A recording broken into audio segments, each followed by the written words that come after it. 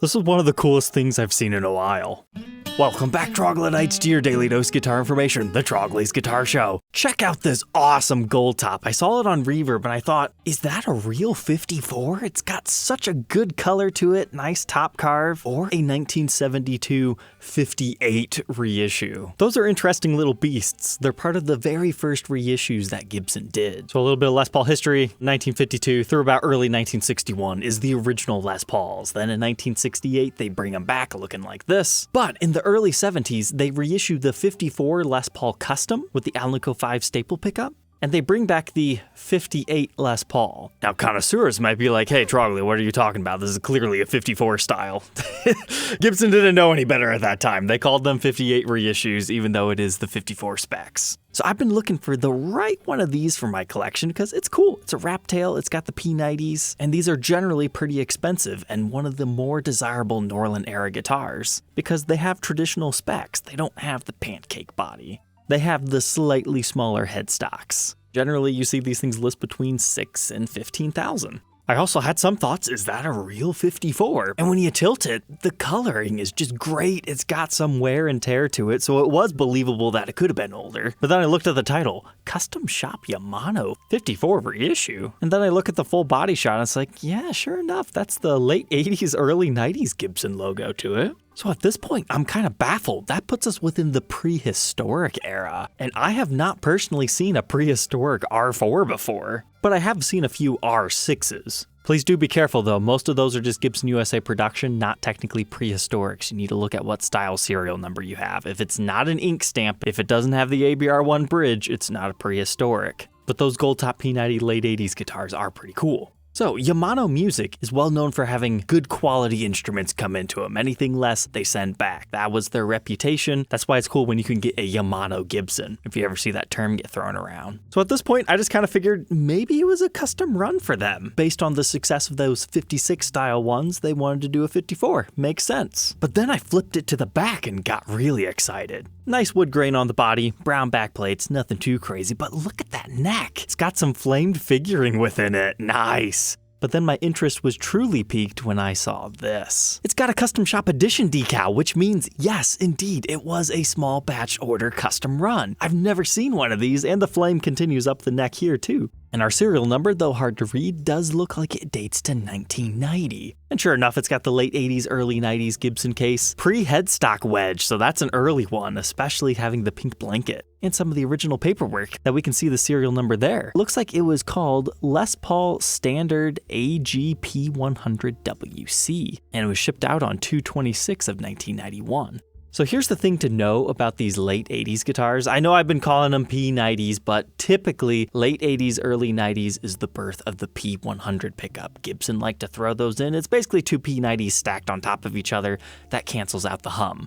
You either like them or you don't. Personally, I think it guts what P90s are all about. But if you're playing live on a stage, it makes sense. You don't want the crazy hum. So I'm really passionate about those custom shop edition decal guitars, and this is just 100% calling my name. I've never seen something so beautiful. It's got a little bit of age and wear to it as well. I think Yamano bullied Gibson into making a truer gold top finish because this is the nicest one I've seen. Maybe it's because it's got some aging on top of it, but that is gorgeous pre-custom shop history. It's not a prehistoric, unfortunately, but if it would have, that would have been sweet. That would have been a brand new discovery. We can't necessarily discriminate not having the ABR1 bridge because that's not correct to this particular model, but not a bad weight on that, 9.2 pounds. So I was hoping this was like 3,500. It was gonna jump on it, but unfortunately $6,000. More than I want to pay, but you know, maybe to the very, very right buyer. I've personally never seen another one, so it's kind of one of those situations. You gotta pay up to have something unique. I'm really curious how many of those were made. Do any of my viewers own one?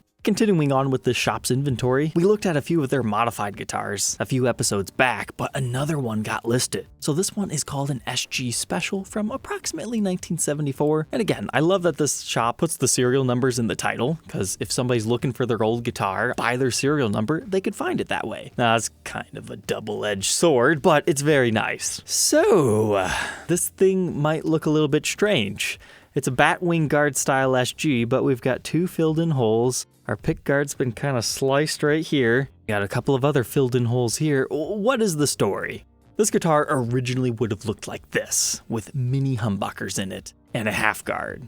But somebody probably didn't like the spacing here, they wanted to modify it into full-on humbuckers, so they did this. Took our original pickguard off, so that's what this additional screw hole here is as well. Threw the 68 Batwing style guard on, that way they can hide them routing it out for humbuckers and get that late 60s SG standard feel without the late 60s SG standard price tag. Because the SG Special is actually really well spec'd. They still got the Gibson mother of pearl logo, you do not have the crown on the headstock, so a little bit of a bummer there. But you get a rosewood fretboard with the small block inlays, which were standard in the early 70s. But they did not get binding. That is the only way to get an SG that has an unbound rosewood fretboard from that particular era. But sadly, the whole neck joining situation is a little bit different on the 70s ones, and they don't have as much of a carve to their horns. So that's kind of why this theme shifted down. But now that I've realized about the small block inlays, it's never going to look exactly right, but it's a fun little tribute if you could get it for like around 2,000-ish. It's not a bad weight, a little over 6.5 pounds. It's got the mojo, and the mahogany wood grain's not too shabby.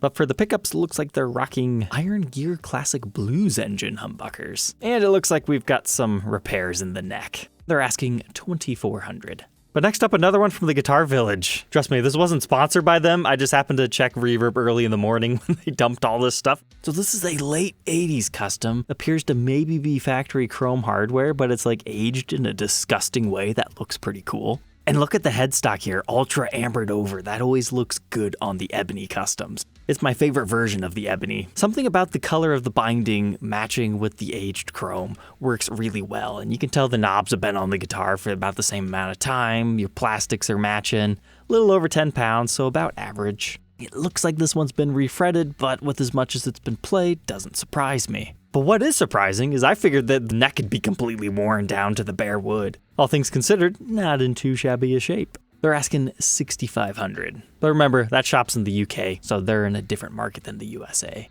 But if chrome isn't your style, how about this beautiful one from the 80s? Super heavily ultra worn, very similar to the one we had just looked at, but it's got the gold, really aged bonnet style knobs. Somebody has played this thing for a long time, but oh, wait!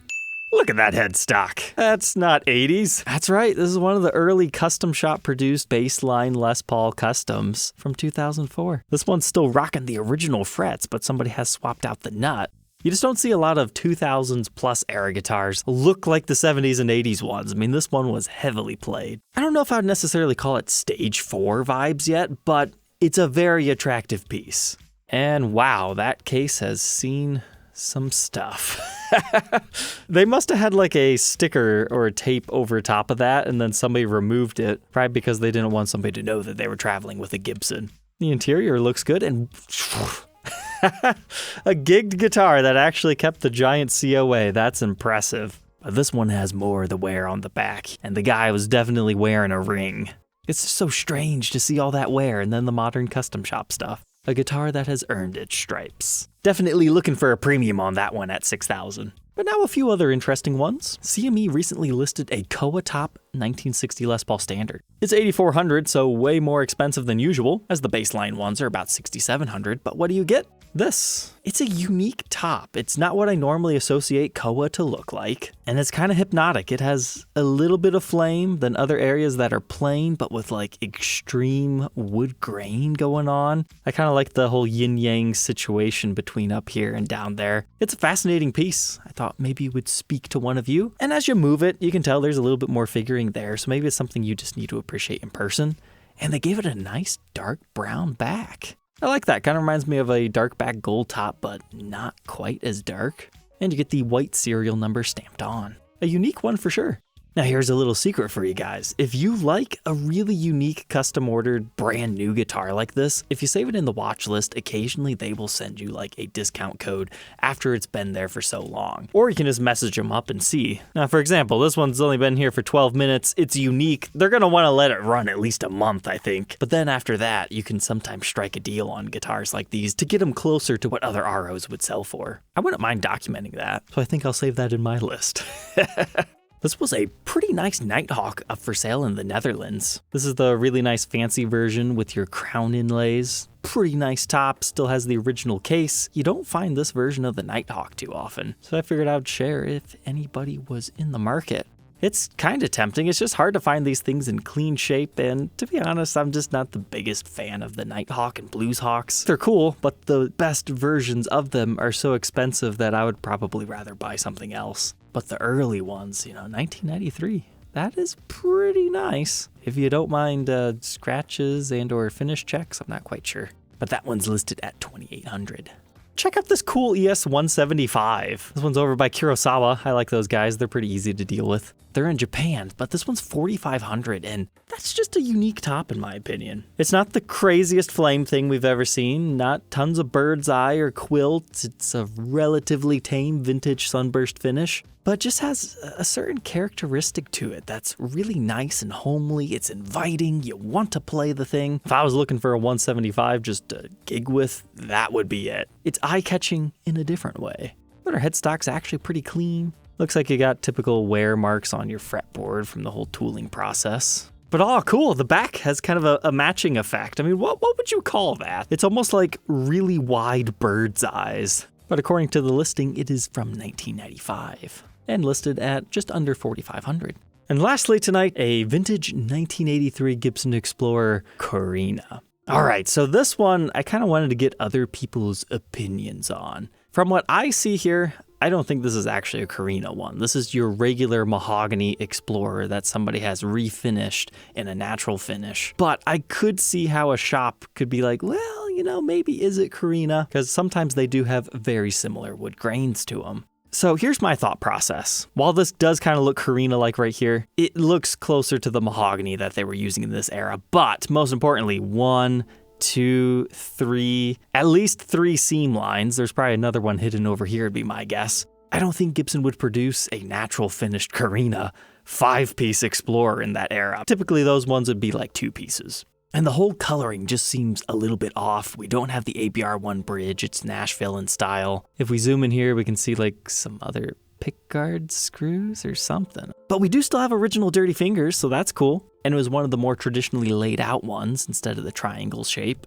But then as we flip to the back, this is 100% maple wood grain, and that's exactly what the base level Explorers had in this era. But again, I can see how this shop might have thought otherwise if it was presented to them as Carina. But our serial number dates it to 1983. And then if you go to the headstock, it's got the regular Gibson decal, so that kind of secures my thought process that it wasn't a Carina one. But I found this headstock interesting, so I thought, oh, that's funny. The maples are such different colorations right here. They are saying that there might have been some sort of a neck join repair, though. Now, when I think neck join, I think this, and maybe that's why it's shaped differently. But maybe they were referring to that, I'm not entirely sure. But what really stinks is if you read in the description, it says they professionally had it refretted by their in-house luthier with OEM spec'd fret wire. I wonder if they would have actually put that money into it had they known it wasn't the Carina version. So it's more so a warning. If you're buying something on Reverb and you're not 100% sure, do not always trust what the dealer says. I don't care who they are. Everybody can make mistakes. So unfortunately, I think they've priced this thinking it was a refinished Carina one rather than a refinished regular one. I mean, if you could pick that up for like $1,500, I think you could have a lot of fun. Because in original stock formation, I would say probably around $2,500 to $3,000-ish, all depending on condition. But it's a cool guitar. But that is going to wrap it up for tonight's episode. Do not forget to like, comment, and subscribe, and we'll catch you tomorrow on the next one. Take care.